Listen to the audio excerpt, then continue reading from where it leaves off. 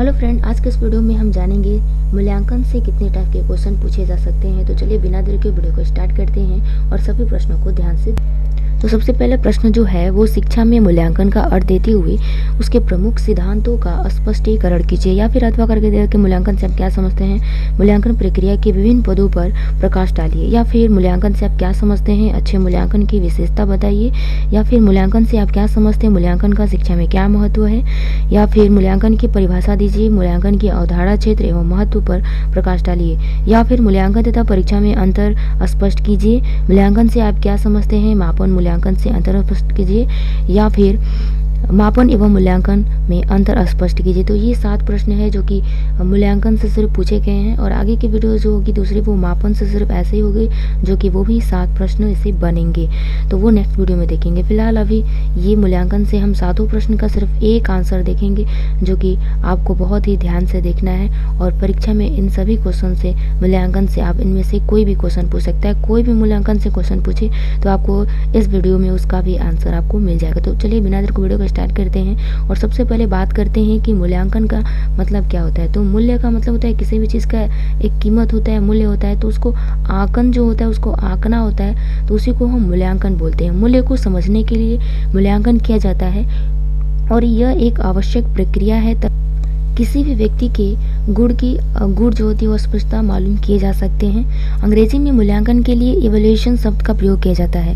मूल्यांकन या इवैल्यूएशन का अर्थ समझाते हुए प्रो वांड और ब्राउन ने लिखा है कि मूल्यांकन किसी वस्तु के मूल्य को निर्धारित करने के कार्य या फिर प्रक्रिया की ओर संकेत करता है। मूल्यांकन मापन का निर्भर करता है, मापन का समानार्थी नहीं है। मूल्यांकन इस प्रश्न के उत्तर में मापन से आगे जाता है, क्या प्राप्त मात्रा वांछनीय है। तो इसमें पहले बता दें फ्रेंड्स कि आप कोई भी थ्योरी लिखे तो उसमें एक जैसे मूल्यांकन से है या फिर मापन से, तो कोई भी एक टॉपिक हो उसमें एक वैज्ञानिक मत आप लिखेंगे तो अच्छा नंबर आपको मिलेगा। तो इस कथन से मालूम होता है कि मूल्यांकन वो प्रक्रिया है जिसके द्वारा किसी भी व्यक्ति में जो भी गुण जितनी मात्रा में होती हैं उसका मापन करते हैं। तो इस प्रकार के जो मूल्यांकन मापन तो नहीं है बल्कि मूल्य को मापने की एक प्रक्रिया होती है।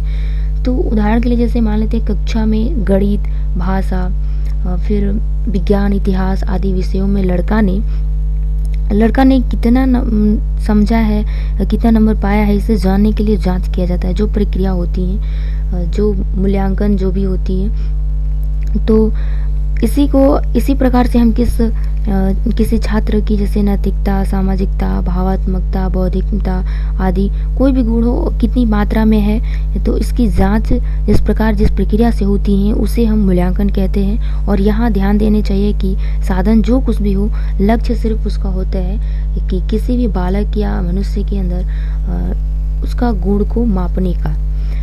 तो अब जान लेते हैं कि मूल्यांकन के कौन कौन से सिद्धांत हैं जिसके द्वारा हम अलग अलग क्षेत्रों में किस तरह से हम मूल्यांकन से हम किसी का गुण, परिणाम ये पता कर सकते हैं। तो उसके लिए 4 टाइप से उसको देखते हैं।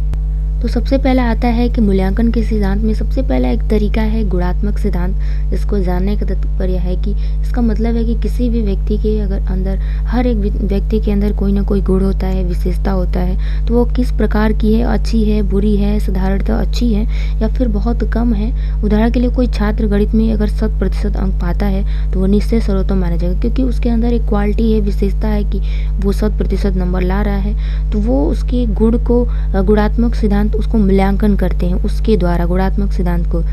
तो ये पहला हो गया। दूसरा है कि परिणाम सिद्धांत, तो इसके अनुसार मूल्य को हम मात्रा में प्रकट करते हैं। उदाहरण के लिए यदि किसी व्यक्ति या बालक जो है उसकी नैतिकता साधारण लोगों से अधिक है तो हम उसे प्रतिशत में प्रकट करते हैं कि 60%, 70%, 60% जो है वो इससे 70% अधिक है, 60% अधिक है। ऐसे हम कंपेरिजन करते रहते हैं बच्चों से भी।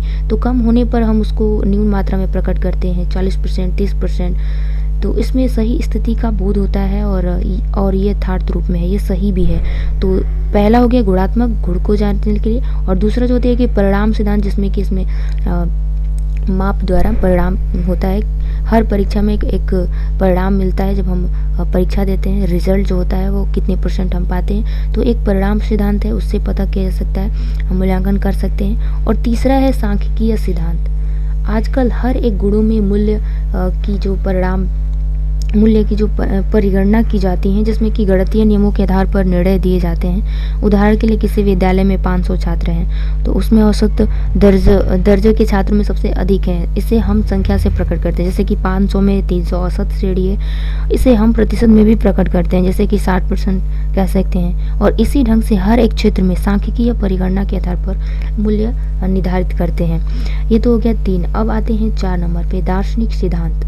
दार्शनिक सिद्धांत में मूल्यांकन की जो प्रवृत्ति, जो भी तरीका पाया जाता है, मूल्यांकन के छात्रों की योग्यताओं को या विवृत्तियों की उपलब्धि, अभिक्षमताओं का अध्ययन करते हैं। मतलब किस छात्र ने किस परिस्थिति में क्या किया या उसे क्या करना चाहिए, यह दार्शनिक सिद्धांत बताता है। और दार्शनिक सिद्धांत के अनुसार कुछ आदर्श मानदंड और प्रतिमान भी हुआ करते हैं, जो टीचर भी देते हैं, हमें दंड देते हैं, जिसके अनुपालन विद्यार्थी अध्यापक को करना चाहिए। उदाहरण के लिए किसी भी प्रश्न का उत्तर अवश्य देना होता है, और इसलिए अध्यापक का एक आदर्श होता है प्रश्न पूछना, और छात्र का आदर्श होता है उसे उत्तर देना।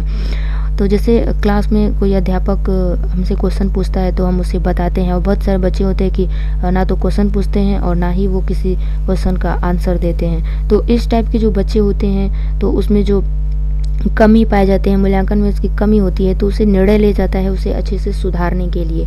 तो ये 4 तरीके हैं जो मूल्यांकन के सिद्धांत से, गुणात्मक सिद्धांत, और दूसरा परिमाण सिद्धांत, और तीसरा है सांख्यिकीय सिद्धांत, और चौथा है दार्शनिक सिद्धांत। अब जान लेते हैं मूल्यांकन और परीक्षा में क्या क्या अंतर है। तो मूल्यांकन जो है वो शब्द अपेक्षाकृत नया है मूल्यांकन, और परीक्षा जो है वो बहुत पुराना हो गया है। मूल्यांकन का प्रयोग जो है व्यापक होता है, और कभी भी किसी भी समय आपका मूल्यांकन किया जा सकता है, लेकिन परीक्षा में एक संकुचित होता है, उसका टाइम निश्चित होता है परीक्षा में, जैसे छमाही तिमाही होता है पेपर्स। तीसरा, मूल्यांकन में व्यक्ति की सभी प्रकार के क्षेत्रों में जांच किया जाता है, स्वांगीण जांच होती है, लेकिन परीक्षा में किसी एक विषय या टॉपिक पे उसको जांच होती है। और चौथा है कि मूल्यांकन में वैज्ञानिकता व तुष्णिकता अर्थात पाई जाती है, और परीक्षा में अवैज्ञानिकता आत्मनिष्ठा पाई जाती है, अर्थात वो संभावना भी कम मात्रा में होती है कि कोई पास होगा, या फिर कम नंबर, या फिर ज़्यादा नंबर, तो इसमें कोई ठीक नहीं रहता है। मूल्यांकन में पूरे पाठ्यक्रम से संबंधित जांच होता है, पूरे पाठ्यक्रम से क्वेश्चन पूछे जाते हैं, लेकिन परीक्षा में केवल आंशिक सूचनाओं की जाँच होती है। मूल्यांकन व्यक्ति के ज्ञान, व्यवहार, आदर्श, गुण, आदत और विवृत्ति और क्षमता सभी को प्रकट करता है, लेकिन परीक्षा केवल एक तरफ का चित्र प्रस्तुत करती है, और इसे व्यक्ति के बारे में सही जानकारी लेना संभव नहीं है। अब जान लेते हैं कि मापन एवं मूल्यांकन में अंतर क्या है। तो सबसे पहले, मूल्यांकन की अपेक्षा मापन का क्षेत्र संकुचित होता है। मापन में किसी भी वस्तु या परीक्षण की मात्रा व्यक्त की जाती है, जबकि मूल्यांकन में मापन के साथ ही परिमाणात्मक एवं गुणात्मक मूल्य भी ज्ञात किया जाता है। दूसरा है, मापन से ज्ञात होता है कि कोई भी वस्तु कितनी है, जबकि मूल्यांकन से ज्ञात होता है कि कोई वस्तु कितनी अच्छी है या कितनी बुरी है। तीसरा है कि मापन मूल्यांकन का एक अंग है जो जांच के परिणाम को संख्या, प्रतिशत, अंकों और औसत आदि में व्यक्त करता है। मापन में व्यक्ति के कौशल या योग्यता की उपलब्धि की जांच पर बल दिया जाता है। इसके विपरीत मूल्यांकन में व्यक्ति के विकास संबंधी परिवर्तन की जांच होती है कि किसी मनुष्य के अंदर कितनी विकास परिवर्तन हुए हैं। चौथा है कि मूल्यांकन द्वारा छात्र के व्यक्तित्व की उन बातों की जांच की जाती है जिन्हें मापन के द्वारा ज्ञात करना असंभव होता है। ये बातें छात्र की रुचियों, प्रवृत्ति, चिंतन, कल्पना, आदर्श व्यवहार और धारणाएं आदि है जिन्हें मूल्यांकन द्वारा ही ज्ञात किया जा सकता है। पांचवा है कि मापन के अंतर्गत बुद्धि परीक्षण एवं व्यक्तित्व परीक्षण आदि आते हैं, जबकि मूल्यांकन के अंतर्गत मानव व्यवहार में हुए परिवर्तन की जानकारी प्राप्त की जाती है।